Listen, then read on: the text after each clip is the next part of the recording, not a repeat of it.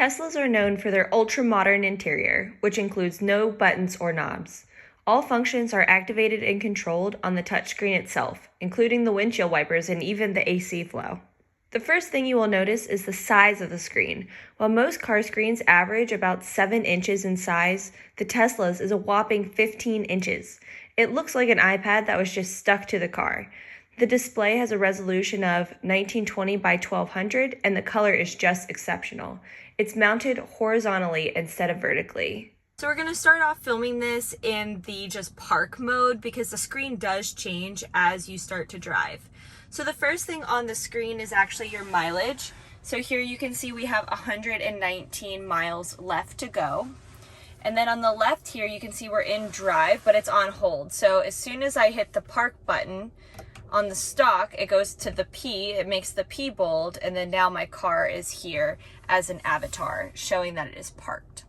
So with my car now in the avatar, you can see there's an option to open the frunk, open the trunk, lock, and then also open the charging port. So those are the options that you now have. What's really cool about the avatar is that if I open or do something with the car, then actually the avatar is going to do it as well. So I'm going to open my side door. And then you can also see the avatar then open the driver's side as well.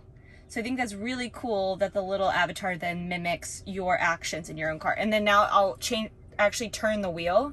So you can see that the wheel is even turning in the avatar as well.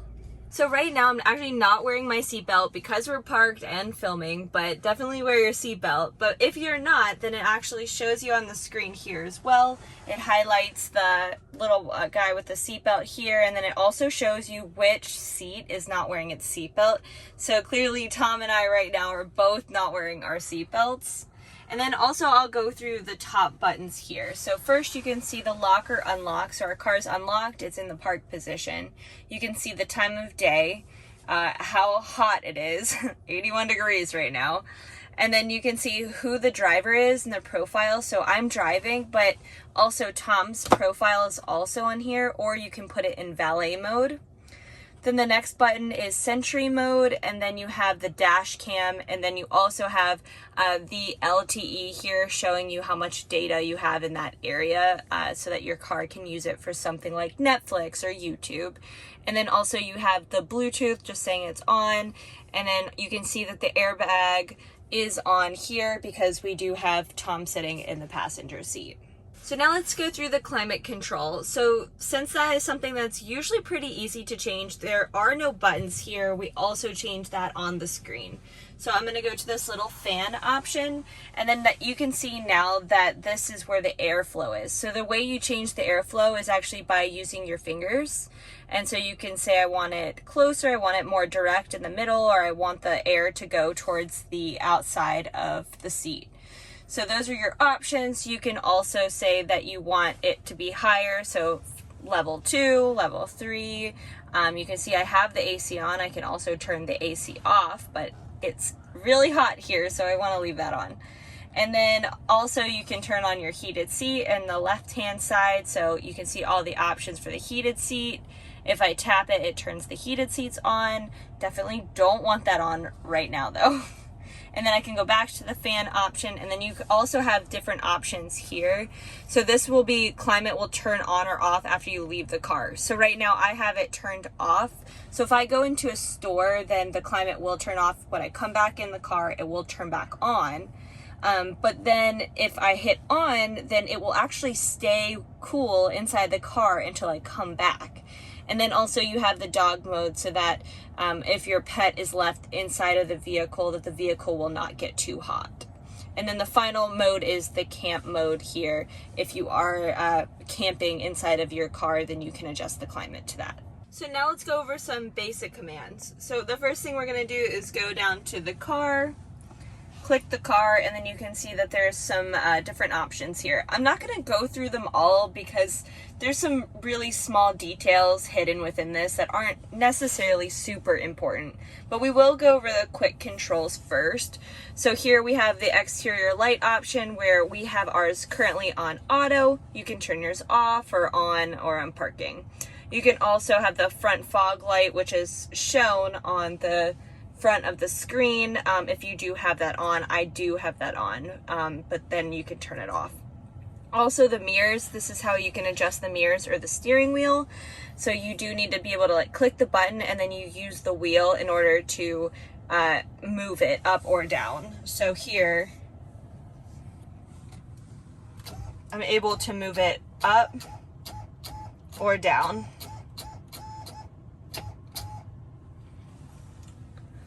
Okay, I can also do that with the mirrors. It's the same deal. I click on it, I can adjust them using this little dial that's actually on the steering wheel. Now here for the fold, I love this option. It's awesome in our garage. And so what you can do is you can say that you want the car to always fold the mirrors at that location. So if you want to mark it as your home, then you can mark it as your home. And so every time you go home, your mirrors will actually fold in, which is just awesome so that someone doesn't accidentally run into them. Then we also have the window lock for any like child windows that you just don't want people to roll them down. And then also you can adjust the display brightness here. Also, if your screen gets really, really hot or feels super hot, it's good to actually take your brightness down, and then it allows the screen to cool off just a little bit.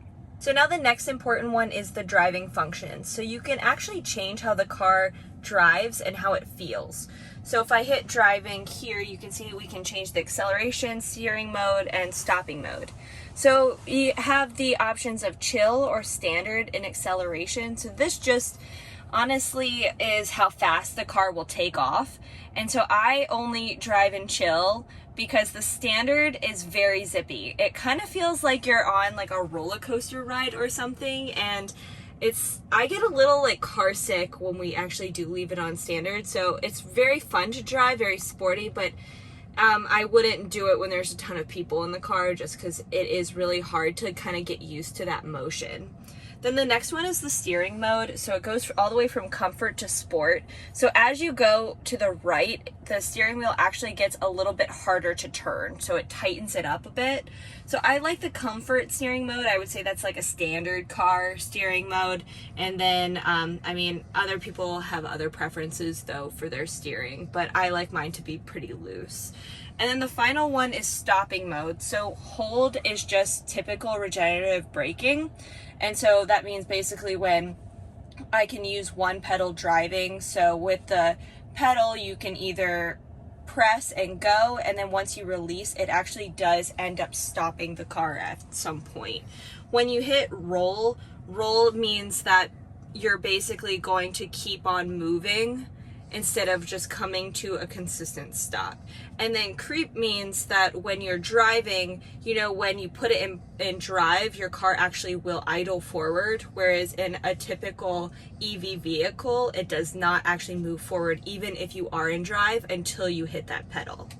So now let's go back to the main screen. So we already pressed on the car before where you did see the quick controls and you also saw the driving. So you can also change some of the settings for the locks, the lights, your display, the navigation, your autopilot, and so those can be found here as well. So another one you can also do is the glove box. So if you hit this button here, it will actually then open your glove box. And then you have to manually close it shut. And then continuing on at the bottom, you can see that this would be the music button.